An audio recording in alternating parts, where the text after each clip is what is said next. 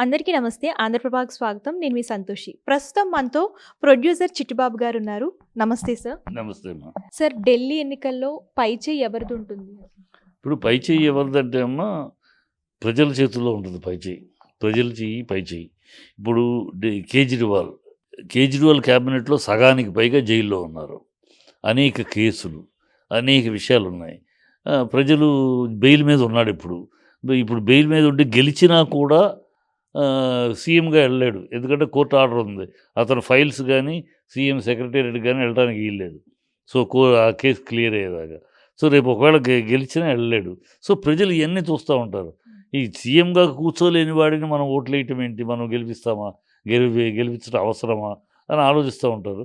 Plus అందుకని అతనేంటి విపరీతమైన ఉచిత పథకాలు అనౌన్స్ చేస్తున్నాడు. అది ఇస్తాం, ఇది ఇస్తామని చంద్రబాబు కనుక ఎట్లా ఆంధ్రాలో చిక్కినట్టు ఇచ్చి వాళ్ళు ఏమి చేయలేకపోతున్నారు కదా! కర్ణాటక ఇచ్చారు, ఏమి చేయలేకపోతున్నారు కదా! మహారాష్ట్రలో ఇచ్చారు, ఏమి చేయలేకపోతున్నారు కదా! కానీ ఇయన్నీ సౌత్‌లో జరిగినియి. నార్త్‌లో ఇప్పుడు కేజ్రీవాల్ మొదలెట్టాడు. అడ్డదిడ్డంగా నోటికొచ్చినట్టు అది ఇస్తాను, ఇది ఇస్తాను, ఇది ఇస్తాను. ఈ ఉచిత పథకాల ద్వారా ప్రజలు మోసపోతారు అనుకోవట్లేదు. ఎందుకంటే ప్రజలు మోసపోయారు. కానీ ఇప్పుడు ఈ రాష్ట్రాల్లో ఏం జరుగుతుందో తెలియదు కూడా. సోషల్ మీడియా వచ్చినాక ఈ రాష్ట్రాల్లో ఏం జరుగుతుంది, ఇన్ని ఉచిత పథకాలు ఇచ్చి ఏమేమి జరుగుతున్నాయి, ఏం జరగట్లేదు ప్రజలకు తెలుసు. సో, అప్రమత్తంగానే ఉన్నారు. ఖచ్చితంగా బీజేపీ ఈసారి ఖచ్చితంగా బీజేపీ అధికారంలోకి వచ్చే అవకాశాలు ఎక్కువ కనపడుతున్నాయి. ఎందుకంటే ఢిల్లీలో కేంద్రంలో బీజేపీ, ఢిల్లీ కూడా బీజేపీ అయితే ఈ నిరంతరం కేజ్రీవాల్ వచ్చిన కాడ నుంచి నిరంతరం అతని గవర్నర్‌తోటి పడదు, కోర్టులతోటి పడదు, పోలీసు యంత్రాంగంతోటి పడదు, ఎవరితోటి పడదు. తననేదో విచ్చలవిడిగా వదిలేయాలని ఫీల్ అవుతాడు.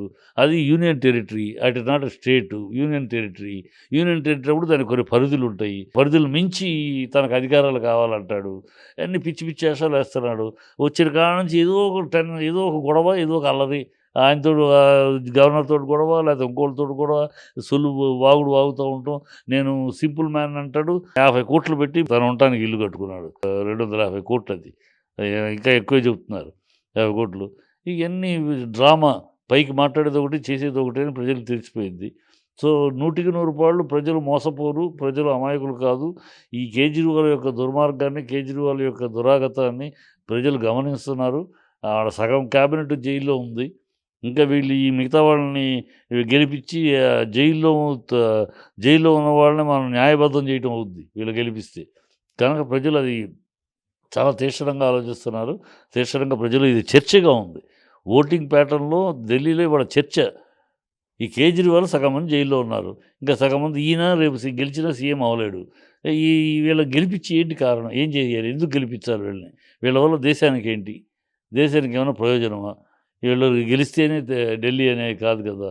గతంలో అని చెప్పి ప్రజల్లో చర్చ ఉంది. సో, ఆ చర్చ పర్యవసానం ఈసారి కేజ్రీవాల్ నామరూపాలు లేకుండా పోతాడు. సార్ మీ విలువైన సమయాన్ని కేటాయించి మా వ్యూస్‌కి మంచి ఇన్ఫర్మేషన్ ఇచ్చినందుకు చాలా థాంక్స్. Thank you.